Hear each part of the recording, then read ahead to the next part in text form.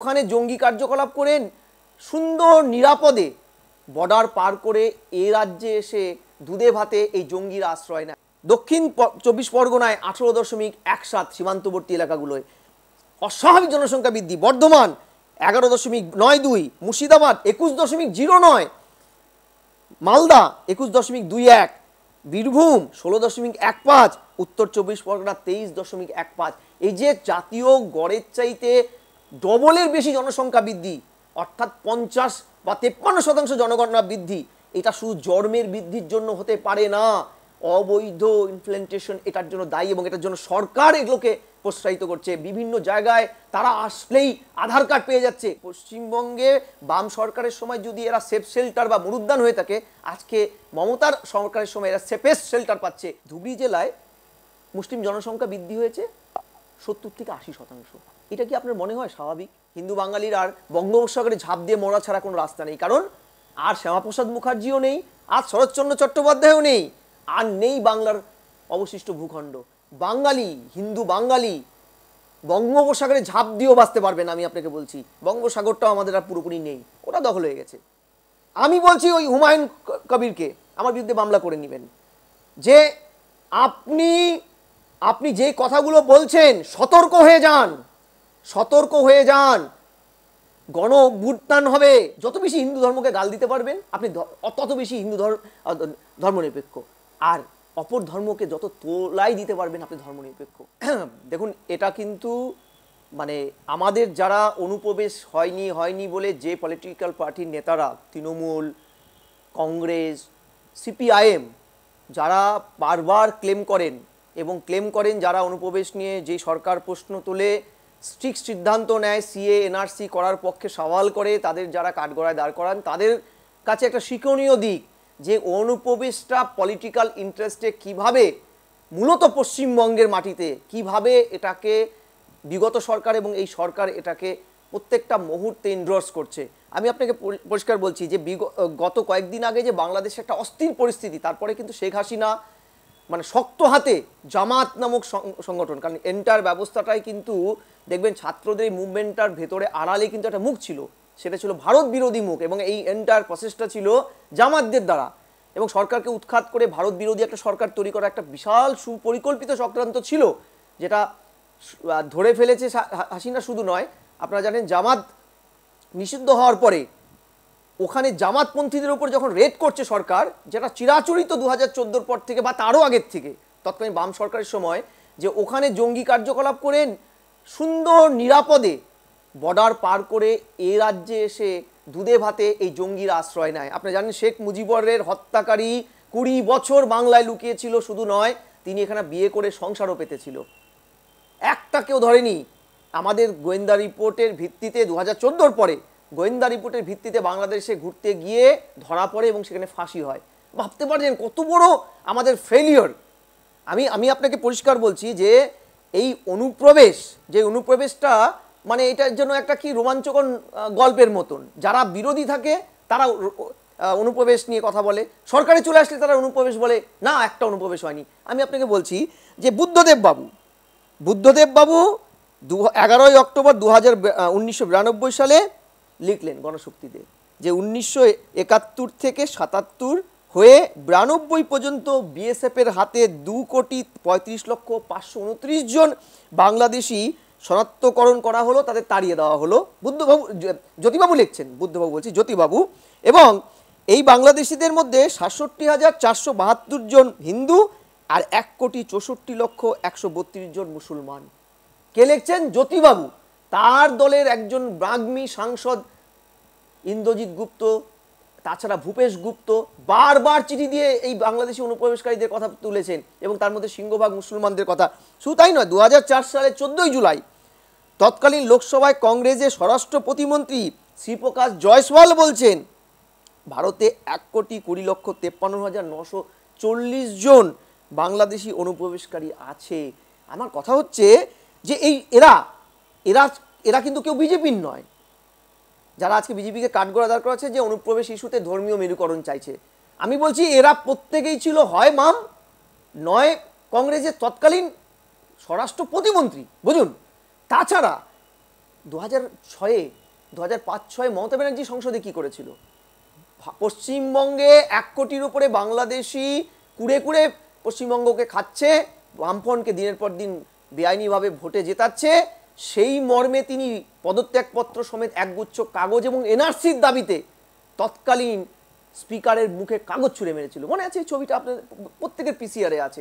আমার কথাটা হচ্ছে কি অদ্ভুত না, যারা ক্ষমতায় থাকছে না, ক্ষমতার বাইরে, তারা অনুপ্রবেশ নিয়ে কথা বলছে, ক্ষমতায় চলে আসলেই তারা অনুপ্রবেশ নিয়ে ঠিক 180 ডিগ্রি ঘুরে যাচ্ছে, কারণ ভোট ব্যাংকের স্বার্থে। তাদের কাছে তো এটা শিক্ষণীয়।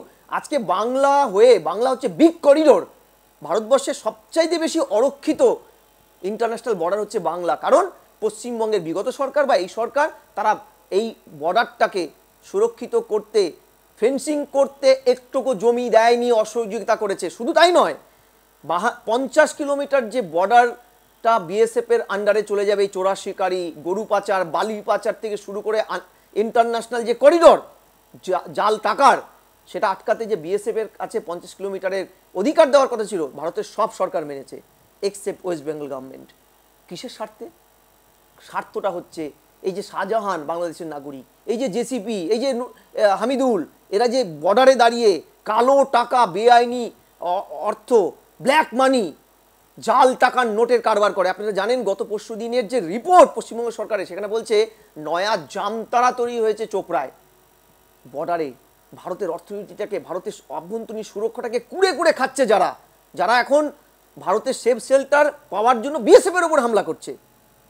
আপনার খাগড়াগড়ের ঘটনাটা মনে নেই? খাগড়াগড়ের ঘটনার পরে তৎকালীন 2013 সালে কেন্দ্রের কংগ্রেস সরকারের আমন্ত্রণে হামিদুর, তৎকালীন বাংলাদেশের রাষ্ট্রপতি হামিদুর বাবু যখন নৈশ ভোজে আসলেন, প্রণব মুখার্জি তখন ভারতবর্ষের রাষ্ট্রপতি, তখন তার সামনে তৎকালীন পশ্চিমবঙ্গের রাজ্যপাল ত্রিপাঠী বলেছিল বাংলাদেশের রাষ্ট্রপতিকে যে আপনার দেশ থেকে এত অনুপ্রবেশ ঢুকছে কেন? 11-র পর থেকে বাংলায় অনুপ্রবেশ 5 গুণ বেড়ে গেছে। তৎকালীন কংগ্রেস সরকারের রিপোর্ট পশ্চিমবঙ্গ সরকার সম্পর্কে, কেন আটকাচ্ছেন না কেন? হামিদুর বলেছিল আমরা মানছি অনুপ্রবেশ বেড়েছে, কিন্তু আপনার ভারতবর্ষে একটি অঙ্গরাজ্য আছে পশ্চিমবঙ্গ, যেই পশ্চিমবঙ্গের প্রশাসন এই অনুপ্রবেশটাকে প্রোৎসাহিত করছে প্রশাসনিক স্তরে, এবং আমরা যে জঙ্গিদেরকে তাড়াচ্ছি, ধরার জন্য চেষ্টা করছি, তারা সীমান্ত পার হয়ে পশ্চিমবঙ্গে এসে দুধে ভাতে থাকছে, এবং কিছুটা সমস্যা মিটে গেলেই আবার ওপারে গিয়ে সন্ত্রাস কার্যকলাপ করছে। তাহলে সেদিন কিন্তু মমতা ব্যানার্জি নৈশভোজে উপস্থিত থেকে একটা কথা বলেনি। আমি আপনাকে তথ্যগুলো দেখাচ্ছি, দেখুন যে কেন আজকে এই সরকারকে তারা করছে, অথচ এই রিপোর্টগুলো কিন্তু এই সরকারের নয়। 2011 সালে মমতা ব্যানার্জি ক্ষমতায় আসার পরেও 3 বছর কেন্দ্রে কংগ্রেস সরকার ছিল, 2014-তে পরিবর্তনটা আসে। সেই সময় তৎকালীন ভারত সরকারের রিপোর্ট বলছে যে 11 সালের জনগণনার পর থেকে আমরা দেখছি উত্তর 24 পরগনায়, যেখানে সারা ভারতবর্ষের জনসংখ্যা বৃদ্ধির হার 13% গড়ে, সারা পশ্চিমবঙ্গে 13% স্ট্যান্ডার্ড, শুধু এক্সেপ্ট ব্যাঙ্গালোর এবং থানে মুম্বাইয়ে, যেখানে আমরা অনেক পরিযায়ী শ্রমিক যায় বলে সংখ্যাটা বেশি। সেখানে দক্ষিণ 24 পরগনায় 18.17 সীমান্তবর্তী এলাকাগুলোয় অস্বাভাবিক জনসংখ্যা বৃদ্ধি। বর্ধমান 11.92, মুর্শিদাবাদ 21.09, মালদা 21.21, বীরভূম 16.15, উত্তর 24 পরগনা 23.15। এই যে জাতীয় গড়ের চাইতে ডবলের বেশি জনসংখ্যা বৃদ্ধি, অর্থাৎ 50 বা 53% জনগণনা বৃদ্ধি, এটা শুধু জন্মের বৃদ্ধির জন্য হতে পারে না, অবৈধ ইমপ্লিমেন্টেশন এটার জন্য দায়ী, এবং এটার জন্য সরকার এগুলোকে প্রোৎসাহিত করছে। বিভিন্ন জায়গায় তারা আসলেই আধার কার্ড পেয়ে যাচ্ছে। বাউদিয়ার এই যে গোষ্ঠী সংঘর্ষের পরে, দাঙ্গার পরে আমরা বিভিন্ন পত্রিকায় দেখেছি সেখানে বাবা মা ভাড়া দেওয়ার সেন্টার আছে, যার মাধ্যমে ওপার বাংলার অবৈধ অনুপ্রবেশকারীরা রাতারাতি আধার কার্ড পেয়ে যাচ্ছে, ভোটার কার্ড তৈরি করে যাচ্ছে। এগুলো তো গল্প নয়, বাস্তব চিত্র। স্যার, আপনি যে তথ্যগুলো তুলে ধরলেন তার ভিত্তিতে একটা জিনিস পরিষ্কার, যে বামফ্রন্ট আমলে একটা শব্দবন্ধ তৈরি হয়েছিল বুদ্ধবাবুর মরুদ্যান, এখনো ব্যাপারটা প্রায় সেম রয়েছে। এখন বোধহয় মমতা বন্দ্যোপাধ্যায়ের মরুদ্যান, কারণ বাংলা তখনও সেফ করিডোর ছিল, বাংলা এখনো সেফ করিডোর, এখন হচ্ছে সেফেস্ট করিডোর। এবং বেঙ্গালুরুতে, মানে এখানে যেটা জানা যাচ্ছে, তথ্য বলছে যে বেঙ্গালুরুতে অনুপ্রবেশ করছে যে সব বাংলাদেশিরা, তাদের ক্যাম্প বানিয়ে তারা থাকছিল। বেঙ্গালুরু সরকার সেই খবরটা পেতেই ক্যাম্প ভেঙে দিল এবং আমাদের এখান থেকেই তারা ঢুকছে, আমাদের এখানেই তারা দুধে ভাতে থাকছে অ্যাকর্ডিং টু ইউ। তো সেখানে দাঁড়িয়ে আমাদের প্রশাসন কি করছে? আমি বলছি আমাদের প্রশাসনদের শেল্টার দিচ্ছে। মনে আছে যে তৎকালীন মুম্বাইয়ের মহারাষ্ট্রের যে প্রভাবশালী নেতা ঠাকুরে, বাল ঠাকুরে অজস্র বাংলাদেশি অনুপ্রবেশকারীদের তুলে এনে কলকাতায় ফেলেছিল বলে তৎকালীন জ্যোতিবাবু রাস্তায় নেমে বলেছিল, দেখেছো পশ্চিমবঙ্গের বাঙালিদের ধ্বংস করছে, এখানে শেল্টার দিয়েছিল। আমি কেন বলছি, পশ্চিমবঙ্গে বাম সরকারের সময় যদি এরা সেফ শেল্টার বা মরুদ্যান হয়ে থাকে, আজকে মমতার সরকারের সময় এরা সেফেস্ট শেল্টার পাচ্ছে। নাহলে ভাবুন, যে সরকার তাদের একটা রাজ্য সরকার তার পররাষ্ট্র নীতি নেই, যে পররাষ্ট্র নীতি তৈরি করার নেই, ক্ষমতা নেই, সেই সরকারের মুখ্যমন্ত্রী দাঁড়িয়ে বলছেন বিনা প্ররোচনায় বিনা কারণে বাংলাদেশে যেখানে একটা সামান্য ছাত্র মুভমেন্ট হচ্ছে কোটা বিরোধী, তাদের আভ্যন্তরীণ বিষয়, সেখানে তিনি আহ্বান করছেন সংবিধানকে বুড়ো আঙ্গুল দেখিয়ে যে কেউ শেল্টার চাইলে আসতে পারেন। অসম থেকে যখন বিতাড়িত হচ্ছে বাংলাদেশি অনুপ্রবেশকারীরা, পশ্চিমবঙ্গের দরজা খুলে দেওয়া হচ্ছে। আমি আপনাকে পরিষ্কার বলছি যে কেন বাম সরকার এবং পরবর্তীকালে তৃণমূল সরকার এটাকে বাড়িয়ে কয়েকশো গুণ করে ফেলেছে, তার কারণ যে তৎকালীন অনুপ্রবেশ নিয়ে বামফ্রন্ট সরকারের শেষের দিকটা একটা রিপোর্ট বেরিয়েছিল সেন্ট্রাল গভর্নমেন্টের, তাদের বন্ধু সরকার কংগ্রেসের, যে এখানে 2001-এর পরিসংখ্যান, 2001-এর পরিসংখ্যান মানে 2011 নয়, তার আগের যে পরিসংখ্যানটা অবশ্যই যে সেন্সাস, সেখানে যে 91 থেকে 2001 এই জেলা ওয়ারি যে একটা রিপোর্ট বেরিয়েছিল, তাতে দেখা যাচ্ছে দার্জিলিংয়ে মুসলিম সংখ্যা বেড়েছে 44.37%, যেখানে হিন্দু বেড়েছে মাত্র 22.15, জলপাইগুড়িতে 31.36 মুসলিম বেড়েছে, যেখানে হিন্দু বেড়েছে মাত্র 19.29, কোচবিহারে 18.59% মুসলিম বেড়েছে এই 10 বছরে, সেখানে হিন্দু বেড়েছে 12.74, দিনাজপুর মালদাহে 30.65% মুসলিম বেড়েছিল, যেখানে হিন্দু বেড়েছে মাত্র 17.68, মুর্শিদাবাদে 28.36% মুসলিম বেড়েছে আর হিন্দু বেড়েছে মাত্র 15.188, আর বীরভূমে সংখ্যাটা 25.19% মুসলিম বেড়েছে 1991 থেকে 2001-এ, সেখানে হিন্দু বেড়েছে মাত্র 14.24। আমি বলছি এই যে পরিসংখ্যানগুলো সব জেলার দিয়ে দিয়েছিল, এটা স্বাভাবিক শুধু জন্মহার বৃদ্ধির জন্য হয়নি ম্যাডাম, কারণ আমরা টোটাল ফার্টিলিটি রেটের হিসাব দেখে একটা অঙ্ক করেছিলাম, জেনেটিক্যাল ম্যাথ, আমি নিজে এই দায়িত্বে ছিলাম। সেখানে আমরা দেখেছি যে টোটাল ফার্টিলিটি রেটে হিন্দু মহিলাদের ফার্টিলিটি রেট 1.8%, যেটা স্বাধীনতার পরে 1991 সালের থেকে 61 সালের মধ্যে হিন্দু মহিলাদের ফার্টিলিটি রেট ছিল 3%, অর্থাৎ হিন্দু মেয়েরা 100-তে 3% সন্তান, 100 এর মধ্যে 3% মহিলার ফার্টিলিটি রেটটা এইভাবে গ্র্যাজুয়ালি করা হতো, যেখানে মুসলিমদের সে সময় ছিল 4.1 মুসলিম মহিলাদের। পরবর্তীকালে বর্তমানে সেই ফার্টিলিটি রেট মুসলিমদেরও কমেছে 2.1, কিন্তু যে একটা ন্যাশনাল আছে যে রিপ্লেসমেন্ট রেট, অর্থাৎ কোনো একটা দেশে কতজন মারা যায় সেই অনুপাতে কতজন জন্মায়, ভারতবর্ষে রিপ্লেসমেন্ট রেটটা হচ্ছে 2.1, অর্থাৎ 2.1 হচ্ছে মৃত্যু, স্বাভাবিক মৃত্যু গড়ে, সেখানে হিন্দু জন্মাচ্ছে 1.8, অর্থাৎ মৃত্যুর চাইতে জন্মানো কম, অর্থাৎ হিন্দু গ্র্যাজুয়ালি কমছে। আর মুসলিম জন্মানোর হারটা মুসলিমদের মধ্যে 2.4, অর্থাৎ নর্মাল রেট, যেটা নর্মাল রেট বা রিপ্লেসমেন্ট রেটের থেকে তারা 0.6% বেশি। এটাও যদি সংখ্যা হয় তাতেও এই জনসংখ্যা বাড়তে পারে না, এটাও মুসলিমদের জনসংখ্যা বৃদ্ধির একটা বড় কারণ হতে পারে, কিন্তু তারপরেও অঙ্ক বলছে এই 0.6% হারে বৃদ্ধি হলেও আমি আপনাকে দায়িত্ব নিয়ে বলছি এই জনসংখ্যা এটা হতে পারে না। জেনেটিক্যাল ম্যাথ বলছে এটার পিছনে অস্বাভাবিকভাবে বাইরের থেকে আসা লোক দায়ী। আমি বলছি পশ্চিমবঙ্গ এমন একটা করিডর, আমার বাড়ি উত্তরবঙ্গে, নর্থ বেঙ্গলকে বলা হয়, নর্থ বেঙ্গলের এনজিপিকে বলা হয় নর্থ ইস্টের প্রবেশদ্বার। এই নর্থ ইস্টের প্রবেশদ্বার দিয়ে প্রতিদিন গড়ে রেলের কাছে, রেলের হাতে ধরা পড়া রোহিঙ্গা লোকের সংখ্যাটা যদি আপনারা এখানে প্লেস করি টেবিলে, আপনাদের শির দ্বারা দিয়ে ঠান্ডা বাতাস বয়ে যাবে, শিহরণ জাগবে যে এটা ধরা পড়ে, তাহলে না ধরা পড়া সংখ্যাটা কত। এজেন্টকে 4,000, 5,000, 2,000, 1,000 টাকা দিলে এবং তৃণমূল নেতাকে দিলে তারা যেখানে খুশি এসে বসে পড়ে, এবং এখান থেকে করিডোর করে তারা দক্ষিণ ভারতে কলোনি বিছিয়ে ফেলেছে। এটার জন্য যে একটা ন্যাশনাল পলিসি আনা, একটা বার্থ পলিসি আনা, একটা এনআরসি আনা, সিএ আনা, এগুলা এই সরকার করতে দেয় না। অথচ এই সরকারগুলো যখন ক্ষমতায় বাইরে ভিত্তিতে বাইরে থাকে, তখন এই অনুপ্রবেশ নিয়ে তারা রিপোর্ট প্লেস করে। ভয়ানক এটা।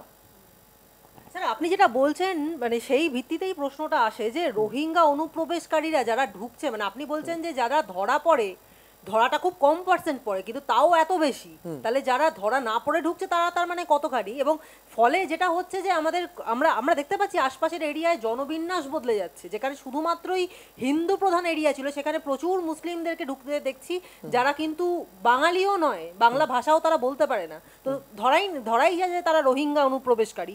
এখন প্রশ্নটা হচ্ছে যে রাজ্যের এত যে জনবিন্যাস বদলে যাচ্ছে সেই জন্য রাজ্যের একাধিক জেলাকে কেন্দ্রশাসিত অঞ্চল করার দাবি জানিয়েছে বিজেপি নেতারা। আপনি এই বিষয়টাকে সমর্থন করেন? আমি আপনাকে বলি, দেখুন, সারা পৃথিবীতে এই ধরনের অনুপ্রবেশ আটকাতে বিভিন্ন ইস্যু তৈরি করে, ন্যাশনাল পলিসি তৈরি হয়। যেমন আপনি খেয়াল করে দেখবেন, আপনি যদি নেট ক্লিক করেন এই মুহূর্তে, এখন তো নেটের যুগে আন্তর্জাতিক স্তরে কোথায় কি হচ্ছে আমরা চট করে জানতে পারি। ফ্রান্স, ইতালি, ইউরোপের দেশগুলো, ঠিক আছে, ইনক্লুডিং আপনার কমনওয়েলথের অন্যতম মুখ ব্রিটেন, তারা কিন্তু অনুপ্রবেশ ইস্যুতে, বিশেষ করে ওপার বাংলাদেশের অনুপ্রবেশকারীদের ইস্যুতে কড়া অবস্থান নিয়ে অভিবাসন আইন পাল্টেছে, কড়া আইন। ঠিক আছে, আমি বলছি এই কড়া আইনটা তো ন্যাশনাল ইস্যু। এবার ন্যাশনাল ইস্যুর মধ্যে একটা ইস্যু তো আছে ডিলিমিটেশন, অর্থাৎ কোনো একটি সেক্টর যদি আপনার মনে হয়, কোনো একটা এরিয়া যদি মনে হয় আপনার গ্র্যাজুয়ালি সেখানকার জনসংখ্যা অস্বাভাবিক হারে বাড়ছে, কোনো একটা কারণে আপনি আটকাতে পারছেন না, তখন সেটাকে, সেই অস্বাভাবিক বৃদ্ধিটা তো মানব জীবনের ক্ষেত্রে ভয়ানক। দেখুন, কোনো একটা জঙ্গলে যদি একটা যে কোনো স্পেসিফিক প্রাণী বেড়ে যায়, তখন ইকোসিস্টেম ভেঙে পড়ে। মানুষের মধ্যেও কোনো একটি সম্প্রদায় বা একটা ধর্মাবলম্বী সম্প্রদায় যদি অস্বাভাবিকভাবে বাড়ে, তার সোসাইটির ইকোসিস্টেম ভেঙে পড়ে। ফলে এই ইকোসিস্টেমটায় তারা ভোট কন্ট্রোল করে, ভোট কন্ট্রোল করে দেখা যায় কলা গাছকেও তারা জিতিয়ে দেয়, যেটা পশ্চিমবঙ্গে 46-এ হয়েছে, এখনও হচ্ছে। ফলে আরেকটা আশঙ্কা বাংলা ভাগ হবে, আরেকটা আশঙ্কা ভারত ভাগ হতে পারে, দাবি উঠতেই পারে। আমি বলছি এই পরিস্থিতিটা যদি ভারত সরকারের পররাষ্ট্র মন্ত্রক জানে, যেটা বুদ্ধবাবু 1991 সালে যখন এই রাজ্যের স্বরাষ্ট্রমন্ত্রী, পরে মুখ্যমন্ত্রী হয়েছিলেন, তিনি যখন সমস্ত জেলা শাসকদের ডেকে বলছে অনুপ্রবেশ নিয়ে করা হন, তারা তো করেছিল। তাহলে ন্যাশনাল পলিসিটাই যদি ভারত সরকার এই মুহূর্তে মনে করে, আমি জানি না তারা মনে করছেন কি না এই মর্মে, যে তারা তো অফিসিয়ালি ভারত সরকার এখন স্টেটমেন্ট দেয়নি, তাদের দু একটা মন্ত্রী আনঅফিসিয়ালি স্টেটমেন্ট দিয়েছে, তাহলে এটা তো ডিলিমিটেশনের পার্ট, যে একটা বড় সংখ্যাগুরু পার্টকে, যেখানে জনসংখ্যা কন্ট্রোল করা যাচ্ছে না মালদা মুর্শিদাবাদকে, তাকে তুলনামূলক কম জনগণনার পার্টে ডিলিমিটাইজ করে দিয়ে তাকে কন্ট্রোল করা, এটা হতেই পারে। এটা হতে পারে যেটা যেমন অনুন্নয়নের প্রশ্নে কোনো একটা জায়গা যদি পিছিয়ে থাকে, সেখানে আমরা 6 শিডিউল বা 5 শিডিউল করে সেখানে উন্নয়ন করি, অর্থাৎ ফোকাস করা, সেটা যদি করে তাহলে এটা তো প্রশাসনের পার্ট। এটা যদি করে, আমি বিশ্বাস করি দায়িত্ব নিয়ে, দেখুন এটাতে মঙ্গল হবে। কারণ পৃথিবীর প্রত্যেকটা দেশে কিন্তু সিটিজেন অ্যাক্ট একটা নির্দিষ্ট আছে, একমাত্র ভারত যেখানে সংকীর্ণ রাজনীতির স্বার্থে যারা রুলিং ক্লাস ছিল স্বাধীনতার পর থেকে, তারা কোনোদিনও জনসংখ্যা নিয়ন্ত্রণ এবং অনুপ্রবেশ ইস্যুতে একটা কনসলিডেটেড সরকারি পলিসি আনেনি, তাদের সংকীর্ণ রাজনীতির স্বার্থে। এখন টাইম এসে গেছে, ভারত যদি আরেকবার বিভক্ত হওয়া আটকাতে হয়, আমাদের একটা ন্যাশনাল পলিসি আনতে হবে, তাতে ভোট ব্যাংকের স্বার্থকে জলাঞ্জলি দিতে হবে দেশের স্বার্থের সামনে। অনুপ্রবেশকারীরা সেটা 6,000 টাকায় তারা ভোটার কার্ড পেয়ে যাচ্ছে, আধার কার্ড পেয়ে যাচ্ছে, একের পর এক এরকম ঘটনা আমরা দেখতে পাচ্ছি উঠে আসছে। প্রশ্নটা হচ্ছে যে কেন্দ্রীয় সংস্থাগুলোই বা কি করে কার্ড বানিয়ে দিচ্ছে, তাদের কি কোনো রকমভাবেই তারা কোনো ফিশি কোনো গন্ধ পাচ্ছেন না যে এটার মধ্যে কিছু একটা জাল বা চক্রান্ত আছে? আমি আপনাকে বলি, তারা সব জানেন, কিন্তু সমস্যাটা হচ্ছে কি, আমাদের সবচেয়ে বড় জাতীয় রোগটা হচ্ছে দুর্নীতি, যেটা সর্বস্তরে ছেয়ে গেছে। এটা তো অস্বীকারের জায়গা নেই। ভারতবর্ষে এতগুলো গোয়েন্দা সংস্থা, 28 থেকে 30টা গোয়েন্দা সংস্থা, তাদেরও তো আমরা কাঠ করে দাঁড় করাতে পারি। বিএসএফ কি করছে? ঘুমোচ্ছে। সীমান্ত তো তাদের পাট।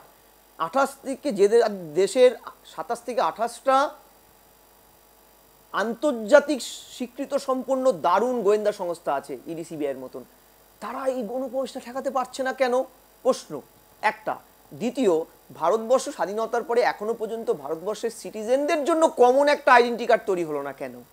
আধার card, father card, voter card কিন্তু আমাদের সিটিজেন কার্ড নয়। তৃতীয়, আমি আপনাকে বলছি যে মেনস্ট্রিম রাজনীতিতে একটা বড় অংশের মানুষকে কেন আমরা আনতে পারিনি? এই যে আমি আপনাকে বলছিলাম জন্মহার অনেক একটা সম্প্রদায়ের মধ্যে অনেক বেশি, কেন আমরা মূল স্রোতের পলিটিক্সটা তাদের মধ্যে পেনিট্রেট করতে পারছি না? ধরুন আপনাকে আমি কথা বলি যে আপনার পার্শ্ববর্তী রাজ্য ধুবড়ি, আমার বাড়ির কাছে, অসমের ধুবড়ি, ধুবড়ী জেলায় মুসলিম জনসংখ্যা বৃদ্ধি হয়েছে 70 থেকে 80%। এটা কি আপনার মনে হয় স্বাভাবিক? এটা স্বাভাবিক একটা অর্থেই হতে পারে, যাদের মধ্যে পরিকল্পনার বাইরে গিয়ে জনসংখ্যা বৃদ্ধির ট্রেন্ড থাকে। এটা আছে তো একটা, আমরা তো জানি, তাদের তো দোষ দিয়ে লাভ নেই যে শরীয়ত আইন মেনে একটি ধর্মীয় সম্প্রদায়ের মানুষের মধ্যে বলাই হচ্ছে যে জন্মহার যত বাড়ানো যাক, কারণ গাজোয়ায়ে হিন্দ নামক একটি মেকানিজম তাদের একটা শ্রেণীর মাথায় আছে।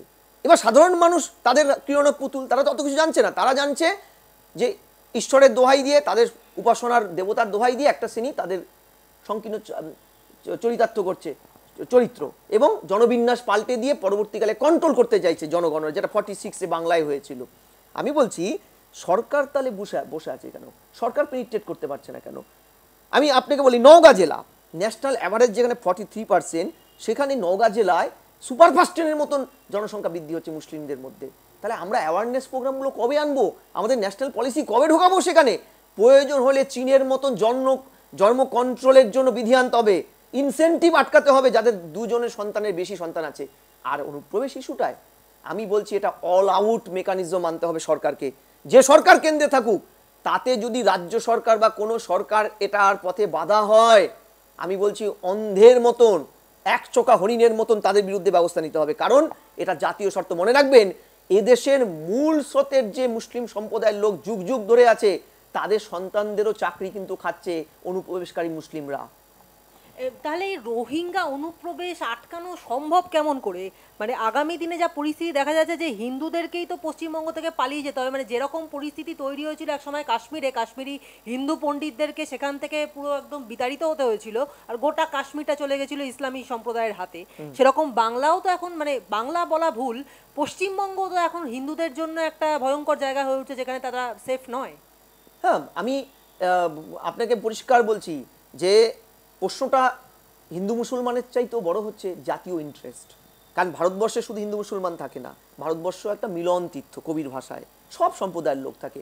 খেয়াল করবেন, এই ইকোসিস্টেমটা ভারতবর্ষের কোনো একটি সম্প্রদায়ের অস্বাভাবিক বৃদ্ধির ফলে যদি ভেঙে যায়, তার দায়টা কিন্তু পরবর্তীতে কেউ কারোর উপরে চাপানোর সুযোগ আমরা থাকবে না, আমরা পালিয়ে বাঁচতে বাধ্য হব। আর এখন হিন্দু বাঙালির বঙ্গোপসাগরে ঝাঁপ দিয়ে মরা ছাড়া কোনো রাস্তা নেই। কারণ আর শ্যামাপ্রসাদ মুখার্জিও নেই, আর শরৎচন্দ্র চট্টোপাধ্যায়ও নেই, আর নেই বাংলার অবশিষ্ট ভূখণ্ড। কারণ এই 43% মানুষের জন্য এই যে মাত্র 34% জমিটা পড়েছিল, তাতে আমরা মাথা গুজে বসে আছি। যান উত্তরবঙ্গ, যে উত্তরবঙ্গের জঙ্গলগুলো আজকে সাফা হয়ে অনুপ্রবেশকারীদের স্বর্গরাজ্যে পরিণত হয়েছে, আমরা জানি না, গোয়েন্দা রিপোর্ট জানে না, স্টেট গভর্নমেন্ট জানে না, সেন্ট্রাল জানে না। এটা হতে পারে না। আমি আপনাকে বলছি যে প্রমথনাথ বিশি বামপন্থী রাইটার, মনে আছে একটা সময় বামপন্থী মতাদর্শ সাম্যবাদ এর সপক্ষে যুক্তি দিয়ে পূর্ব বাংলা তৈরির জন্য রাস্তায় নেমেছিলেন। শেষ জীবনে লিখেছিলেন, আমিন ভালো জমিন ভালো, ভালো শহর ঢাকা, সবার চাইতে ভালো রে ভাই হিন্দু পল্লী ফাঁকা। অর্থাৎ শেষ বয়সে তার বামপন্থার মতাদর্শটাও ভিত নড়ে গেছিল, যখন দেখছে যে বাংলা পূর্ববঙ্গের জন্য আমরা রাস্তায় নেমেছিলাম, বাঙালিদের দেশ হবে, দেশ হবে আমাদের, সেই দেশের আমিন ভালো আবার জমিনও ভালো, ভালো শহর ঢাকা। কিন্তু সেখানকার একটাই নতুন রাষ্ট্রের একটাই নীতি, সেখানে একটা সম্প্রদায়ের, সে সবচেয়ে ভালো হিন্দু পল্লী ফাঁকা হলে, হিন্দু পল্লী ফাঁকা হয়ে করতে পারলেই ওদের যেন পূর্ববঙ্গ তৈরির আদর্শ হয়। আপনি মনে নেই সেই বিখ্যাত যে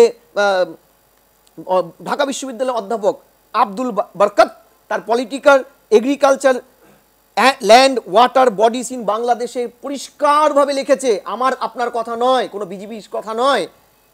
সেখানে উনি দেখিয়েছেন প্রতিদিন গড়ে বাংলাদেশ ছাড়ছে 632 জন করে লোক।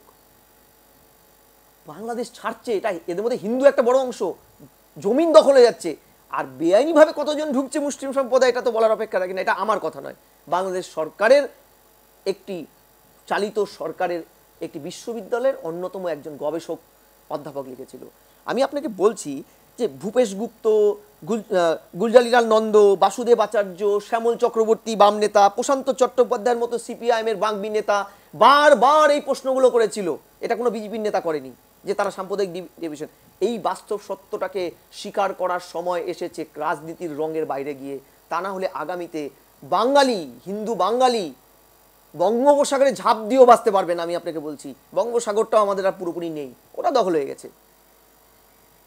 পালাতে বাধ্য হবে, আমাদের আর কোনো ভূখণ্ড নেই।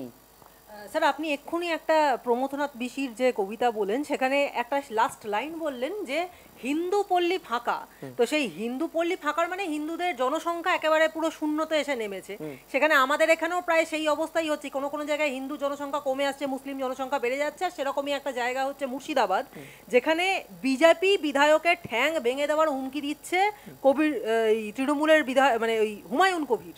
তিনি বলছেন যে মুর্শিদাবাদের 2 বিজেপি বিধায়কের তারা বড্ড আস্ফালন দেখাচ্ছেন, অনুরোধ করছি শুধরে যান, না হলে আগামী দিনে 2 বিধায়কের যে মানে তাদেরকে মেরে ঠ্যাং ভেঙে দেবো, যদি এরপরেও আরো বাড়াবাড়ি করেন উল্টো করে টাঙিয়ে রাখা হবে। এই কথা উনি বলতে সাহস পাচ্ছেন, তাও ওয়েস্ট বেঙ্গলে বসে, পশ্চিমবঙ্গে বসে তিনি এই কথা বলতে সাহস পাচ্ছেন। ওই যে ব্লাস্টার, ওই ক্রিমিনাল, আমি ক্রিমিনাল বলছি, ওই যে ল মেকার হয়ে সেজে বসে আছে, ওই ক্রিমিনাল ভারতের সংবিধান জানে না। ভারতবর্ষে পশ্চিমবঙ্গ রাজধানীর অন্যতম পদে বসে থাকা, যেই পদে সুভাষচন্দ্র বসুর মতন দেশপ্রেমিক অসাম্প্রদায়িক লোকটি বসেছিল, সেই পদে ফিরহাদ হাকিম। ভারতের সংবিধানটা কিন্তু এখনো সেকুলার। সেই সংবিধানে এই ধরনের কথাবার্তা বললে ওকে আজ না হোক একদিন না একদিন জেলে যেতে হবে। আমি বলছি বিজেপির এখানেই তো লিমিটেশন, বিজেপি সরকারের এখানে লিমিটেশন কেন্দ্রের, যে তারা সংখ্যাগরিষ্ঠ হয়ে 10 বছর চালালো, কিছু করতে পারলো না। এত বড় একটা অগ্নিগর্ভ পরিস্থিতি যে 30% হিন্দুকে কেটে জলে ভাসিয়ে দেব, না বিজেপির তৎকালীন সরকার না কেন্দ্রীয় নির্বাচন কমিশন স্পিকটি নট একটা শোকস করেই তারা দায় সারলেন। আমি বলছি ওই হুমায়ুন কবিরকে আমার বিরুদ্ধে মামলা করে নেবেন, যে আপনি যে কথাগুলো বলছেন সতর্ক হয়ে যান। গণ অভ্যুত্থান হবে, মনে রাখবেন। কম্পারেটিভ কমিউনালিজম যদি করেন, তার পাল্টা কিন্তু কমিউনালিজম তৈরি হবে। মনে নেই 1905 সালে যখন এদেশে ব্রিটিশদের সহযোগিতায় মুসলিম লীগ গঠন হলো, তার ঠিক 5 থেকে 7 বছরের মাথায় হিন্দু মহাসভা তৈরি হয়েছিল। অর্থাৎ একটার কাউন্টার একটা তৈরি হবে, হিন্দু সম্প্রদায় জেগে উঠছে, ডিভাইডেশন কিন্তু পেনিট্রেট করে গেছে। আরেকটা কথা বলছি আপনাকে, আমি ফিরহাদ হাকিম বা হুমায়ুন কবির বা হামিদুলকে দোষ দেই না। এ রাজ্যের প্রশাসনের প্রধান যিনি, সংবিধানের মাথায় বসে থাকা ভদ্রমহিলা, রাজ্যের মুখ্যমন্ত্রী, পুলিশ মন্ত্রী যখন প্রকাশ্যে বলেন যে গরু দুধ দেয় তার আমরা সেই দুধের গাইদের লাথি খেতেও পারি, যে রাজ্যের মুখ্যমন্ত্রী অন্য রাজ্যে গিয়ে তাকে প্রশ্ন করলে সাংবাদিকরা যে আপনার রাজ্যের একজন মাননীয় মন্ত্রিসভার একজন মুখ মেয়র, তিনি যখন একটি ধর্মের কনভার্ট করতে প্রকাশ্যে বলছেন, আপনি কিছু জানেন, আপনি কিছু ব্যবস্থা নিলেন না, বলছে আমি জানি না।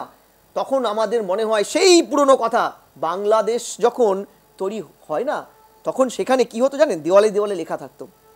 দেওয়াল লেখাগুলো এখনো হয়তো পুরনো পাওয়া যাবে, যে 1-2টা হিন্দু ধর, সকাল বিকাল নাস্তা কর। এইভাবে ভয় দেখিয়ে দেখে হিন্দু পল্লীর থেকে হিন্দু শূন্য করা হয়েছিল। আজকে ওই হিন্দু শূন্যর পুরনো মেকানিজমটা দুর্ভাগ্যজনকভাবে সত্যি শ্যামাপ্রসাদ শরৎচন্দ্রের এই বাংলাতে চালু হয়ে গেছে। এবং আপনি বলছেন মালদা মুর্শিদাবাদ, আমি বলছি এ রাজ্যের সীমান্তবর্তী বহু এলাকা, বহু গ্রাম, সংখ্যাটা হয়তো মানে আমি বলছি 1000-2000 ক্রস করে যাবে, গ্রাম হিন্দু শূন্য হয়ে গেছে। যদি নেক্সট সেন্সাসটা প্রকাশিত হয় জানতে পারবেন, এটা থেকে কেউ আটকাতে পারবে না, কারণ সরকার এগুলোকে এনড্রস করছে। সরকার এগুলোকে আমি একটা ছোট কথা বলি, আপনি হেলমেট ছাড়া বাইক চালিয়ে দেখান তো। আমি বলছি একটি নির্দিষ্ট ধর্মাবলম্বী সম্প্রদায়ের লোক আমার সামনে বাইক নিয়ে বেরিয়ে গেছে, একটা বাইকে 3 জন করে উইথাউট হেলমেট। কোনো একজন সৎ সাহসী একজন ট্রাফিক সার্জেন্ট তাদেরকে ধরেছিল বলে তাকে চড় খেতে হয়েছিল, কারণ উত্তর এসেছিল আমাদের এই টুপিটাই হচ্ছে হেলমেট, আমাদের কেউ ফাইন করতে পারবে না।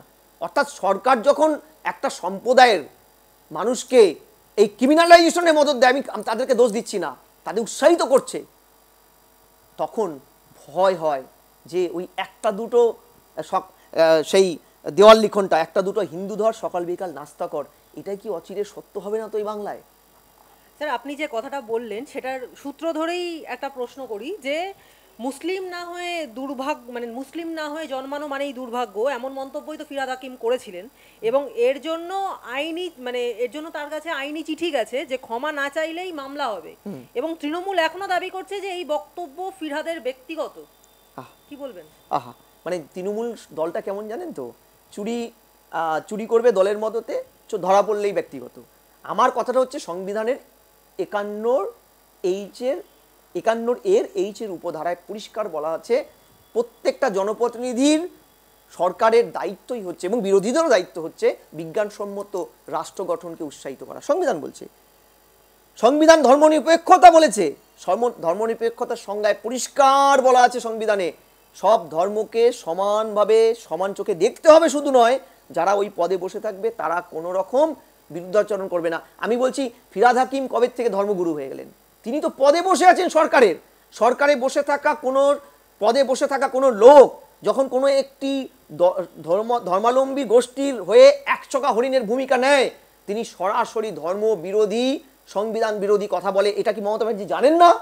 যদি কেন্দ্রের কোনো একজন মন্ত্রী বা কোনো একজন নেত্রী কোনো একটি ধর্ম সম্প্রদায়ের হায়েস্ট দেবতার সম্পর্কে, প্রফেট মোহাম্মদ সম্পর্কে বাজে কথা বলে, আমরা যখন গর্জে উঠে রাস্তায় নামি, তখন মমতা ব্যানার্জি রাষ্ট্রধর্ম কি বলে তিনি তার বিরুদ্ধে ব্যবস্থা নেবেন না? আসলে কি জানেন তো, এই মুহূর্তে নীরশ্রী চৌধুরী বেঁচে থাকলে হয়তো একটা উপন্যাস লিখতেন যে ধর্মনিরপেক্ষতা, ডেভেলপমেন্ট ক্যান স্টপ বাট ধর্মনিরপেক্ষতা ক্যান নট। আমাদের ধর্মনিরপেক্ষতা এমন জায়গায় দাঁড়িয়ে গেছে যে আপনি হিন্দু ধর্মের নিষিদ্ধ মাংসটা রাজপথে খেলে পড়ে আপনি ধর্মনিরপেক্ষ, হিন্দু ধর্মকে গালাগালি করলে আপনি ধর্মনিরপেক্ষ, হিন্দু ধর্মের রিচুয়ালসে বাধা দিলে নোটিশ করে আপনি ধর্মনিরপেক্ষ। আর যত বেশি হিন্দু ধর্মকে গাল দিতে পারবেন আপনি তত বেশি ধর্মনিরপেক্ষ, আর অপর ধর্মকে যত তোলাই দিতে পারবেন আপনি ধর্মনিরপেক্ষ। আমি বলছি এখানে বাম, কংগ্রেস এবং তৃণমূল এই প্রশ্নে, ধর্মনিরপেক্ষতার প্রশ্নে কিন্তু এক আসনে তারা এই তো বিকাশ রঞ্জন বাবু রাজপথে দাঁড়িয়ে একটা নির্দিষ্ট ধর্মাবলম্বী সম্প্রদায়ের মান্যতাকে গালাগালি করে, হার্ট করে, আঘাত করে একটা মাংস খেয়েছিল। আমার প্রশ্ন হচ্ছে আপনি খেতেই পারেন, আপনার তো স্বাধীনতা আছে, কিন্তু আপনি যখন ধর্মনিরপেক্ষতার প্রশ্নে এই কাজটা করলেন, আপনি একজন জনপ্রতিনিধি, তখন আপনাকে তো ওই থালাটার মধ্যে আরেকটি মাংস রাখা উচিত ছিল, যেটা আরেকটা ধর্মের লোকের কাছে অন্ধবিশ্বাস, খেলে নাকি তাদের জাত যাবে। তাহলে বুঝতাম, মোহাম্মদ সেলিমকে সেদিন বুঝতাম আপনি ধর্মনিরপেক্ষ, যেদিন এক আসনে দুটো নিষিদ্ধ মাংস দুটো সম্প্রদায়ের একসাথে খেয়ে বলতেন যে আমরা দেখো ধর্মনিরপেক্ষ। কেন একটা সম্প্রদায়কে গালাগালি করাকে ধর্মনিরপেক্ষ সংজ্ঞার মধ্যে ফেলছেন? আমার প্রশ্নটা এই জায়গায় গিয়ে দেখুন, আমার পিতা হিন্দু বাই বার্থ, আমাকে শেখায়নি কোনোদিনও অন্ধ করতে, কিন্তু এখন আমার কি মনে হয় জানেন, এসব দেখলে যে আমার সম্প্রদায়, আমার পরবর্তী প্রজন্মকে বাঁচাতে গিয়ে হয়তো আমাকেও অন্ধ হতে হবে, নাহলে আমি বাঁচতে পারবো না। কারণ বাংলাদেশ থেকে তারা খেয়ে এসেছি, এরপরে কোথায় যাব? বঙ্গোপসাগরে জলে ঝাঁপ দেবো? আর কোন টুকরোটা আমার জন্য বেঁচে আছে বলুন তো?